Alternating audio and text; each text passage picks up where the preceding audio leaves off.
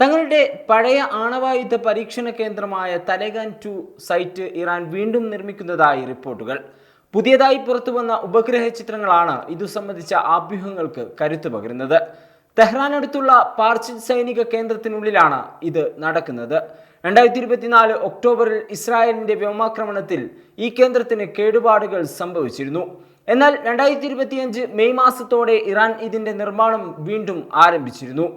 Institute for science and international security എന്ന സ്ഥാപനം വിശകലനം ചെയ്ത ചിത്രങ്ങൾ പ്രകാരം മെയ് അവസാനത്തോടെ തകർന്ന കെട്ടിടം താൽക്കാലികമായി കറുത്ത മറ കൊണ്ട് മൂടിയിരുന്നു. ജൂണോടെ തറയും അടിത്തറയും തയ്യാറാക്കി. 2025 ഓഗസ്റ്റ് 30 ഏകദേശം 45 മുതൽ 17 മീറ്റർ വരെ വലുപ്പമുള്ള പുതിയ കമാനാകൃതിയിലുള്ള മേൽക്കൂരയുള്ള കെട്ടിടം നിർമ്മിച്ചെന്നാണ് സൂചനകളിൽ നിന്ന് വ്യക്തമാകുന്നത്.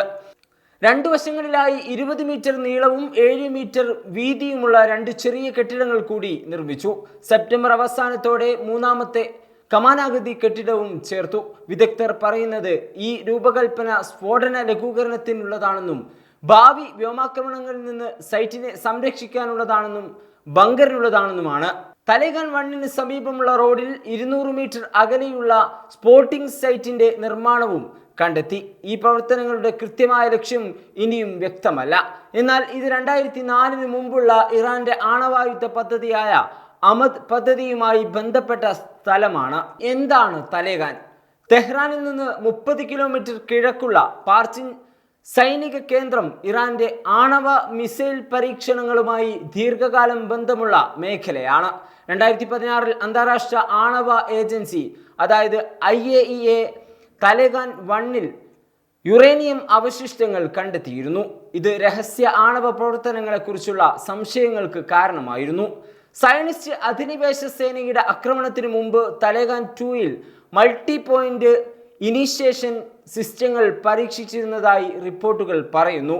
ഇത് യുറേനിയം കോറിനെ സംയോജിപ്പിക്കാനും ന്യൂക്ലിയർ പ്രതികരണം ആരംഭിക്കാനുമുള്ള സ്ഫോടക സംവിധാനങ്ങളാണ്. 2018 ഇസ്രായേൽ കൈക്കലാക്കിയ രേഖകൾ പ്രകാരം ഇത് ഇറാന്റെ ആദ്യകാല ആണവായുധ ഡിസൈനിന്റെ ഭാഗമാണെന്നാണ് വ്യക്തമാകുന്നത്. എന്നിരുന്നാലും 2024 നവംബറിൽ IAEA തലേഗാൻ 2 ആണവ കേന്ദ്രമായി തരംതിരിച്ചിട്ടില്ലെന്ന് ഡയറക്ടർ ജനറൽ റാഫേൽ ഗ്രോസി പറഞ്ഞു. അവിടെ ആണവ വസ്തുക്കളുടെ സാന്നിധ്യം തെളിയിക്കുന്ന വിവരം നമ്മൾക്കില്ല, അദ്ദേഹം വ്യക്തമാക്കി. ഇസ്രായേലിന് വിവരങ്ങൾ ഉണ്ടാകാമെങ്കിലും ഏജൻസിയുടെ പക്കൽ അത് ഇല്ലെന്നും അദ്ദേഹം കൂട്ടിച്ചേർത്തു. പാർച്ചിൽ രാസായുധ നിർമ്മാണം, ലേസർ സമ്പുഷ്ടീകരണം, ഉയർന്ന സ്ഫോടക പരീക്ഷണങ്ങൾ എന്നിവയ്ക്ക് പേരുകേട്ട സൈറ്റാണ്. ഉത്തര കൊറിയൻ സാങ്കേതികത ഉപയോഗിച്ച് ഇവിടെ മിസൈൽ നിർമ്മാണവും നടക്കുന്നതായി റിപ്പോർട്ടുകൾ സൂചിപ്പിക്കുന്നു. 2022 മെയിലെ സ്ഫോടനവും 2025 ജൂണിലെ ഇസ്രായേൽ ആക്രമണവും ഉൾപ്പെടെ നിരവധി അപകടങ്ങളും ആക്രമണങ്ങളും ഇവിടെ ഉണ്ടായിട്ടുണ്ട്.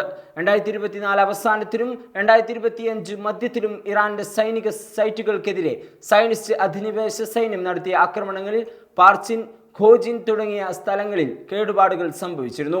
ഇത് ഇറാന്റെ ആണവ സൈറ്റുകൾ കൂടുതൽ ശക്തിപ്പെടുത്താൻ തെഹ്റാനെ പ്രേരിപ്പിച്ചേക്കാമെന്ന് വിദഗ്ധർ പറയുന്നു. 2015 ആണവ കരാർ മുതൽ IAEA നിരീക്ഷണം വരെ നയതന്ത്ര ശ്രമങ്ങൾ പരാജയപ്പെട്ടതിന്റെ പശ്ചാത്തലത്തിലാണ് തലേഗാൻ 2 പുനർനിർമ്മാണം. ആണവായുധ ബന്ധമുണ്ടായിരുന്നിട്ടും പരിശോധകർക്ക് പ്രവേശനം നിഷേധിച്ചത് മനസ്സിലാക്കാൻ പ്രയാസമുള്ള കാര്യമാണെന്ന് മുൻ IAEA ഉദ്യോഗസ്ഥൻ ഒല്ലി ഹൈനോനൻ പറഞ്ഞു.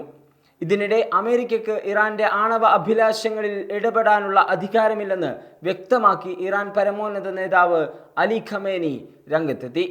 ഇറാന് ആണവ സൗകര്യങ്ങൾ വേണോ വേണ്ടയോ എന്ന് തീരുമാനിക്കാൻ അമേരിക്കയ്ക്ക് എന്ത് അധികാരമാണുള്ളത്? ഈ ഇടപെടലുകൾ തെറ്റാണ്, ഖമേനി വ്യക്തമാക്കി. ട്രംപ് കരാറുകാരനാണെന്ന് പറയുന്നു, പക്ഷേ ബലപ്രയോഗത്തിലൂടെയും ഭീഷണിയിലൂടെയും സാധ്യമാകുന്നത് കരാറല്ല, അടിച്ചമർത്തലാണ്. ഇറാൻ അതിന് വഴങ്ങില്ല, അദ്ദേഹം കൂട്ടിച്ചേർത്തു.